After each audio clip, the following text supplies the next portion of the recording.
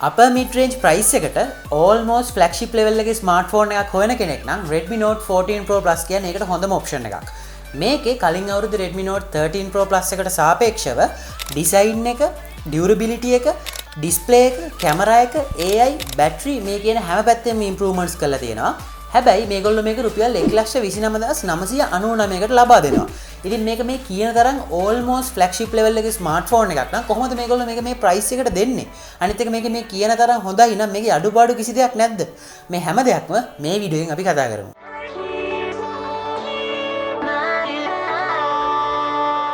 ඉතින් අනිත් දේවල් වලට යන්න කලින් මුලින්ම මේකේ unboxing එක දිහා බැලුවොත් මේ වගේ කාලයක flagship විතරක් නෙමෙයි mid range smartphone වලත් සමහර වෙලාවට box එකේ වාට හම්බෙන්නේ device එකයි cable එකයි විතරයි. හැබැයි Redmi Note 14 Pro Plus එකේ වාට 120 watt fast charge එකත් එක්කම මේකට ගොඩක් හොඳ TPU back cover එකකුත් ලබා දීලා තියෙනවා. මේක ගොඩක් හොඳ premium මට්ටමේ තියෙනවා. ඉතින් ඒ නිසා වාට basically phone එකට අවශ්‍ය කරන හැම දෙයක්ම box එකේ ලබා දීලා තියෙනවා. හොඳයි. ඉතින් මේ phone එකේ design එක සහ durability එක ගැන කතා කරද්දී මේ phone එක අතර ගත්ත ගමන් මගේ first impression එක මාරයි. ඇත්තටම මේක මාර sleek, elegant design එකක් තියෙන smartphone එකක්. ඇත්තටම design එක පැත්තෙන් almost flagship level එකේ design එකක් මේකට තියෙනවා. මම මගේ යාළුවන්ට මේක අතර දීලා ඇහුවා මේක කීයක් වටින smartphone එකක්ද කියලා.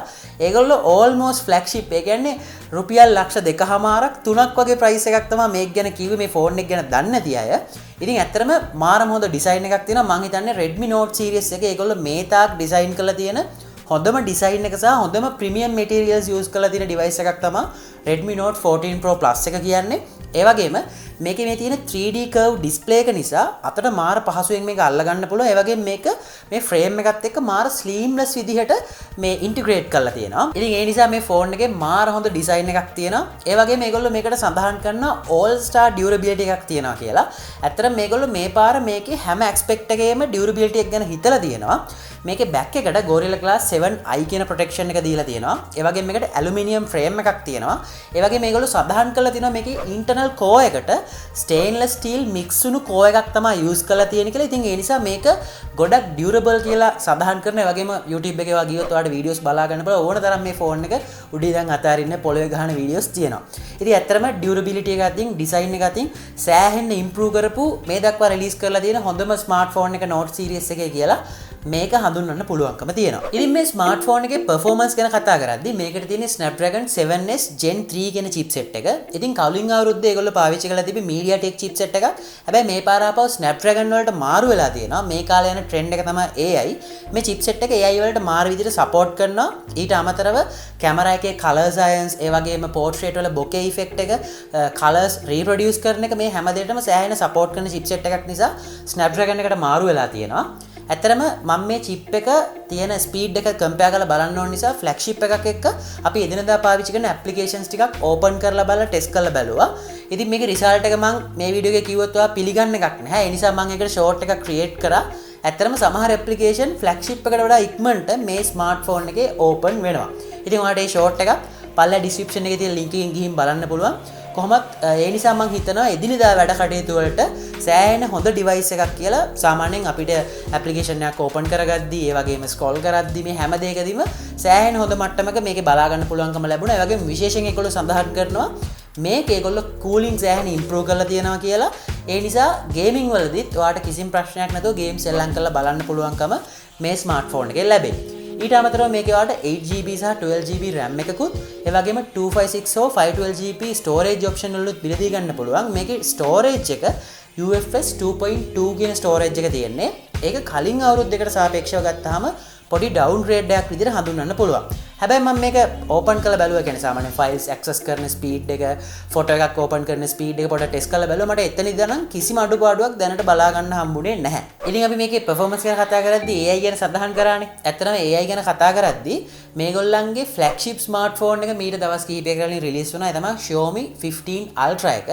මේක ඒගොල්ලන්ගේ තිබ්බා extend, erase, sky, enhance කියලා option තුනක් මේකේ gallery එකේ. ඒ කියන්නේ සරලවම ගත්තොත් ඔයාලට photo එකක් enhance කරන්න, extend කරන්න, sky එක change කරන්න, erase කරන්න පුළුවන්කම තියෙනවා. ඒ features ටික ඔක්කොම ඒ විදිහටම මේ smartphone එකේ ලබා දීලා තියෙනවා. සරලවම ගත්තොත් ඔයාලට දැන් මේ පේන photo එක ඇත්ත ෆොටෝ එකක් නෙමෙයි මේක එක්ස්ටෙන්ඩ් කරපු ෆොටෝ එකක්. මේ තමයි මේකේ ඔරිජිනල් ෆොටෝ එක. ඉතින් ඔයාලට තේරෙනවනේ මේකේ එක්ස්ටෙන්ඩ් ෆීචර් එක කොයිතරම් හොඳට වැඩ කරනවද කියලා. සාමාන්‍යයෙන් බැලුමට අඳුරගන්න බැරි තරමට සමහර ෆ්ලැග්ෂිප් ස්මාර්ට්ෆෝන් වලට සාපේක්ෂව ගත්තාම ඊටත් වඩා හොඳ මට්ටමකට AI ෆීචර්ස් මේකේ ලබා දීලා තියෙනවා. මම මේක ඉරේස් එකත් ෆ්ලැග්ෂිප් එක කම්පෙයාර් කරලා බැලුවා සහ මම වෙනම ටෙස්ට් කරලා බැලුවා. සමහර අවස්ථාවල ඒක හරියටම අඳුරගන්නේ නැහැ.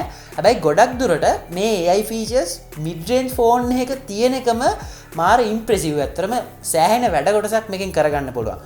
මීට අමතරව මේකේ ඔයාලට circle to zoom, ඒ වගේම Gemini, ඒ වගේම AI interpreter, AI notes, ඊළඟට ඔය paraphrasing tools වගේ දේවල් සම්පූර්ණයෙන්ම ෆෝන් එකේ ඉන්ටිග්‍රේට් කරලා හම්බ වෙනවා. ඉතින් අර AI පැකේජ් එකම ගොඩක් ෆ්ලැග්ෂිප් ස්මාර්ට්ෆෝන් වලින් ඔෆර් කරන AI පැකේජ් එකම ඔයාට ඔන්න මිඩ් රේන්ජ් ස්මාර්ට්ෆෝන් එකක් Redmi සමාගමෙන් ලබා දීලා තියෙනවා. ඊළඟට මේ ස්මාර්ට්ෆෝන් එකේ කැමරා එක පැත්තට පොඩ්ඩක් හැරුණොත් මේකේ තියෙන 200 මෙගාපික්සල් ප්‍රයිමරි කැමරා එකක්, ඒ වගේම 8 මෙගාපික්සල් අල්ට්‍රා වයිඩ් එකක් සහ 2 මෙගාපික්සල් මැක්‍රෝ කැමරා එකක්.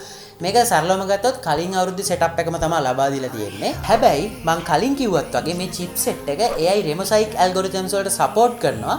ඉතින් ඒ නිසා ඒගොල්ලෝ AI පාවිච්චි කරලා මේ සපෝට් එක පාවිච්චි කරලා සෑහෙන්න කැමරා එක පැත්තෙන් ඉම්ප්‍රූව්මන්ට්ස් කරලා තියෙනවා. ඇත්තටම ගත්තොත් මේකේ ප්‍රයිමරි කැමරා එක සෑහෙන ඉම්ප්‍රූව් කරලා තියෙනවා. ඒගොල්ලන්ගේ ඇත්තටම ටෙලිෆොටෝ කැමරා එකක් නෑ. හැබැයි 4 times දක්වා මේක lossless zoom එකක් කරගන්න පුළුවන් කියලා ඒගොල්ලෝ ක්ලේම් කරනවා. ඉතින් මම මේක ටෙස්ට් කරලා බැලුවා. සාමාන්‍යයෙන් ෆ්ලැග්ෂිප් එකක් එකත් මම ටෙස්ට් කරලා බැලුවා. ඉතින් ඇත්තම කිව්වොත් මම මේ ෆ්ලැග්ෂිප් එකක් එක මේක කම්පෙයාර් කරලා ඉස්සරහට වීඩියෝ එකකුත් කරන්න බලාපොරොත්තු වෙනවා. මොකද ඒකෙන් ආපු රිසල්ට් එක මාරම ඉම්ප්‍රෙසිව්. සමහර වෙලාවට මේක අර AI ඇල්ගොරිතම් නිසා ඒගොල්ලෝ ෂාප් ලයින්ස් වගේ දේවල් ගොඩක් හොඳට අයිඩෙන්ටිෆයි කරලා ඒවා AI වලින් එන්හාන්ස් කරලා ෆොටෝ එකේ ඩීටේල්ස් මාරම හොඳ තත්යකට ඉම්ප්‍රූව් කරලා දෙනවා. ඉතින් ඒ නිසා ඇත්තටම මේගොල්ලෝ අර කරන ක්ලේම් එක 4x lossless zoom කරන්න පුළුවන් කියන එකත් එක්තරා විදිහකට හරි. ඒ වගේම මේකේ ප්‍රයිමරි කැමරා එකේ HDR එහෙම සෑහෙන ඉම්ප්‍රූව් කරලා තියෙනවා. සමහර අවස්ථාවල මේකේ අල්ට්‍රා වයිඩ් කැමරා එකට ගියොත් එහෙම සාමාන්‍ය low light situation වල එහෙම නැත්නම් ගොඩක් අපිට HDR ඕනේ situation වල low light situation වලට ගියොත් ඔයාලට මම මේ ෆොටෝස් දෙකක් ඔයාලට side by side පෙන්නන්නම්. එකක් කෙලින්ම upper end flagship device එකකින් ගත්ත ෆොටෝ එකක්. අනිත් එක මේ Redmi phone එකෙන් ගත්ත ෆොටෝ එකක්. ඔයාලට බැලුවල්මට පේනවා මෙන්න මේ area එකේ flagship එක සම්පූර්ණයෙන් blown out වෙලා. හැබැයි Redmi phone එකේ completely මේ overexpose ගිය area එක ලස්සනට HDR වලින් මේක හදලා තියෙනවා. ඉතින් ඒ කියන්නේ HDR පැත්ත ගත්තොත් සෑහෙන improve කරලා තියෙනවා මේ smartphone එකේ. ඇත්තටම impressive. ඉතින් ඒ වගේම portrait ගැන කතා කරන්න ඕනේ. කලින් version වලට සාපේක්ෂව මේගොල්ලෝ portrait එකේ bokeh effect එක එහෙම සෑහෙන natural bokeh එකක් ගන්න පුළුවන් තත්ත්වෙට මේ phone එක improve කරලා තියෙනවා. ඉතින් ඒ නිසා ගොඩක් හොඳ මට්ටමක portrait එකකුත් ඔයාට මේ smartphone එකෙන් capture කරගන්න පුළුවන්කම තියෙනවා. ඊට අමතරව මේකේ selfie camera එක මේගොල්ලෝ upgrade කරලා තියෙනවා megapixel ගාන. ඉතින් selfie camera එකත් device එකේ හැටියට decent selfie camera එකක් කියලා සඳහන් කරන්න පුළුවන්. ඉතින් overall ගත්තාම camera එක සෑහෙන improvements කරලා තියෙනවා කලින් අවුරුද්දට සාපේක්ෂව. ඒ වගේම price point එකේ හැටියට හොඳ decent camera setup එකක් ලබා දීලා තියෙනවා කියලා කියන්න පුළුවන්කම තියෙනවා. ඉතින් මේ ස්මාර්ට්ෆෝන් එකේ ඩිස්ප්ලේ ගැන කතා කරද්දී මේකට තියෙන 6.67 inch AMOLED ඩිස්ප්ලේ එකක්. මේක 120 Hz සපෝට් කරනවා. ඒ වගේම 3000 nits දක්වා maximum brightness level එකට යන්න පුළුවන්. මීට අමතරව මේකට Gorilla Glass Victus 2 කියන protection එක ලබා දීලා තියෙනවා. ඉතින් මේ හැම feature එකක්ම mid range එකකට සෑහෙන හොඳ features. ඇත්තටම almost flagship level කියලා කියන්න පුළුවන්. මීට අමතරව මේකේ වාට HDR10 content බලන්න පුළුවන්. 12 bit color support කරනවා. Dolby Vision පහසුකම තියෙනවා. මේකත් එක්කම ඔයාට ස්ටීරියෝ ස්පීකර් සෙටප් එකක් තියෙනවා. මේකෙත් Dolby Atmos පහසුකම තියෙනවා. ඒ නිසා හොඳ එන්ටර්ටේන්මන්ට් එක්ස්පීරියන්ස් එකකුත් ඔයාට මේ ඩිස්ප්ලේ එකෙන් කිසිම අඩුවක් නැතුව ලබා ගන්න පුළුවන්කම තියෙනවා. ෆෝන් එකේ බැටරි කැපැසිටි එක ගැන කතා කරද්දී මේකට තියෙන 5110 mAh බැටරි එකක්. ඒ වගේම 120 watt fast charging support කරනවා. ඇත්තට මේක charge කරන්න නම් ඔයාට විනාඩි 22යි යන්නේ. බිඳුවේ ඉඳන් 100% දක්වා. ඒ වගේම මේකේ බැටරි ලයිෆ් එකත් සෑහෙන හොඳ මට්ටමක තියෙනවා. ඇත්තටම මම heavy user කෙනෙක්. මගේ usage එක ගත්තොත් මගේ සාමාන්‍යයෙන් පැය 8ක 9ක වගේ screen on time එකක් තියෙනවා. මම කැමරා එක use කරනවා, social media සෑහෙන පාවිච්චි කරනවා. ඉතින් මගේ usage එකත් එක්ක සාමාන්‍යයෙන් ඔයාලට පැය 24ක කියන දවසක් වගේ කාලයක් මේක තියාගන්න පුළුවන්. හැබැයි ඔයා light user කෙනෙක් නම් ඔයාට ඊට වඩා වැඩි කාලයක් මේකේ බැටරි එක තියාගන්න පුළුවන්කම ලැබෙයි. ඒ වගේම මේකේ speed එකත් එක්ක charging speed එකත් එක්ක ඔයාට කිසි ප්‍රශ්නයක් නැතුව විනාඩි 20න් full charge කරගන්නත් පුළුවන්කම තියෙනවා. මීට අමතරව මේකට තියෙන්නේ under display fingerprint scan එකක්. මේකත් ගොඩක් හොඳට reliably fast විදිහට වැඩ කරනවා බලා ගන්න පුළුවන්. ඒ වගේම මේකේ වාට ඔය flagship smartphone වල තියෙන features වගේ දේවල්. ඒ කියන්නේ IP68 water and dust resistant තියෙනවා. ඊට අමතරව haptic feedback එක vibration සෑහෙන්න flagship level එකට improve කරලා තියෙනවා. මේ වගේ දේවල් බලා ගන්න පුළුවන්කම තියෙනවා. හොඳයි. ඉතින් මේ ස්මාර්ට්ෆෝන් එක රුපියල් 1,99,999 ඉඳන් ස්ටෝරේජ් ඔප්ෂන් එක ඒ වගේම RAM ඔප්ෂන් එක මිලදී ගන්න පුළුවන්. ඉතින් මේ ප්‍රයිස් එකට ඔයාලට මේ දීලා තියෙන හැම ෆීචර් එකක්ම ගත්තාම almost flagship level එකේ experience එකක් ගන්න පුළුවන් ස්මාර්ට්ෆෝන් එකක් තමයි මේ Redmi Note 14 Pro Plus 5G කියන්නේ. ඒ වගේම මේකේ complaints ගත්තොත් මට ලොකුවට complaints නැහැ. මේකේ storage technology එක downgrade එකක් ගිහින් තියෙනවා. ඊට අමතරව මේකේ මැක්‍රෝ කැමරා එක 2 මෙගාපික්සල් වලින් තමයි බලා ගන්න පුළුවන්කම තියෙන්නේ. ඒ වගේම ඔයාලට මේකේ ස්ටෝරේජ් එක SD කාඩ් එකක් පාවිච්චි කරලා එක්ස්පෑන්ඩ් කරගන්න පුළුවන් කමක් නැහැ.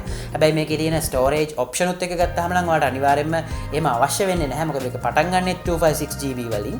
ඉතින් ඒ නිසා ප්‍රයිස් පොයින්ට් එකේ හැටියට සෑහෙන සාධාරණයක් කරපු සාධාරණයකටත් වඩා සෑහෙන ඉම්ප්‍රූව් ගොඩක් තියෙන ස්මාර්ට්ෆෝන් එකක් කියලා මේක සඳහන් කරන්න පුළුවන්. ඉතින් ඔයා මොකද හිතන්නේ මේ ස්මාර්ට්ෆෝන් එක ගැන? ඔයාගේ අදහසත් පල්ලා කමෙන්ට් සෙක්ෂන් එකේ අනිවාර්යෙන් කමෙන්ට් කරන්න. ඒ වගේම තව වීඩියෝස් මොනවා හරි මේක ගැන අවශ්‍ය නම් ඒවත් පල්ලා කමෙන්ට් සෙක්ෂන් එකේ කමෙන්ට් කරන්න. අනිවාර්යෙන් ඒ දේවලුත් මම කරන්න බලාපොරොත්තු වෙනවා.